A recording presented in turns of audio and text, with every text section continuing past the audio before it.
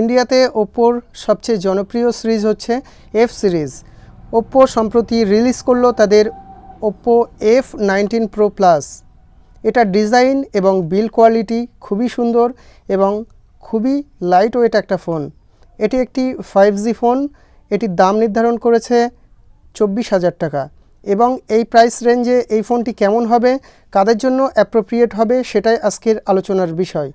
আমার হাতে এই ফোনটির মূলত 3টি কালার ভ্যারিয়েন্ট আছে। সেগুলি হচ্ছে ফ্লুইড ব্ল্যাক, স্পেস সিলভার এবং কসমো ব্লু। আমার কাছে স্পেস সিলভার কালারটি বেশ ভালো লেগেছে, বেশ গ্লোয়িং একটা এফেক্ট দেয়। It looks really nice. এই ফোনটি ফুললি পলিকার্বনেটের তৈরি, তবে পিছনের দিকে স্ক্র্যাচ খুব একটা পড়বে বলে মনে হয় না, কিছুটা গ্লাসের মতো ফিনিশিং। এবং এই ফোনটি খুবই স্লিম, মাত্র 7.8 মিলিমিটার এর থিকনেস। ফোনটির ওজন হচ্ছে 173 গ্রাম, খুবই লাইট ওয়েট এবং খুবই স্লিম।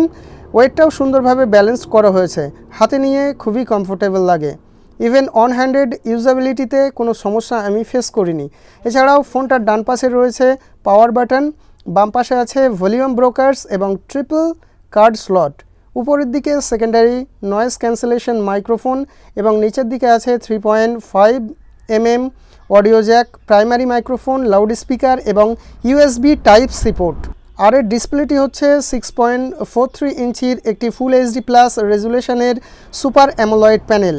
সো এর কালারগুলি খুবই সুন্দর, এর ব্রাইটনেসও খুব সুন্দর ছিল, তবে ডিরেক্ট সানলাইটে গেলে কিছুটা ভিজিবিলিটির ইস্যু হতে পারে। টাচ রেসপন্স ভালো ছিল, কোনো ধরনের কালার নেগেটিভিটি নেই, সেই সঙ্গে কর্নিং গরিলা গ্লাস 5-এর প্রোটেকশন। ওভারঅল ডিসপ্লে আমার কাছে ফার্স্ট ক্লাস লেগেছে। ফোনটিতে under display fingerprint scanner use করা হয়েছে এবং এই স্ক্যানারটির যথেষ্ট ভালো স্পিড ছিল। সো এখানে কোনো কমপ্লেন নেই। ফোনটিতে ইউজ করা হয়েছে চিপসেট মিডিয়াটেকের MT6853 ডাইমেনসিটি 800U, যেটি একটি 5G চিপসেট, সেই সঙ্গে 8GB র্যাম এবং 128GB ইন্টারনাল স্টোরেজ। এই ফোনটিতে সামনের দিকে রয়েছে 16 মেগাপিক্সেলের আন্ডার স্ক্রিন সিঙ্গেল একটি ক্যামেরা এবং পিছন দিকে রয়েছে 48 মেগাপিক্সেলের প্রাইমারি ক্যামেরা অ্যান্ড দেন 8 মেগাপিক্সেলের আলট্রা ওয়াইড, 2 মেগাপিক্সেলের ম্যাক্রো লেন্স অ্যান্ড 2 মেগাপিক্সেলের ডেপথ সেন্সর রয়েছে। ফোনটিতে ডুয়াল ভিডিও রেকর্ড রয়েছে। একসঙ্গে আপনারা সামনের ক্যামেরা দিয়ে এবং পিছনের ক্যামেরা দিয়ে ভিডিও রেকর্ড করতে পারবেন। ফোনটিতে 4310 mAh এর ব্যাটারি ইউজ করা হয়েছে। সো এই ব্যাটারি যে কাউকে ফুল ডে ব্যাকআপ দেবে।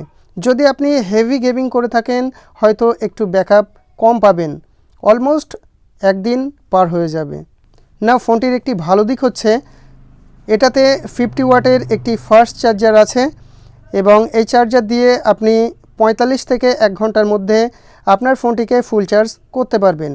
এই বাজেটে 50 ওয়াটের ফাস্ট চার্জিং আমার কাছে এনাফ বলে মনে হয়েছে। ফোনটির আরেকটি ভালো দিক হচ্ছে ফোনটি অ্যান্ড্রয়েড ভার্সন 11-এ রান করছে, যেটি অ্যান্ড্রয়েড জগতের সবচেয়ে লেটেস্ট ভার্সন।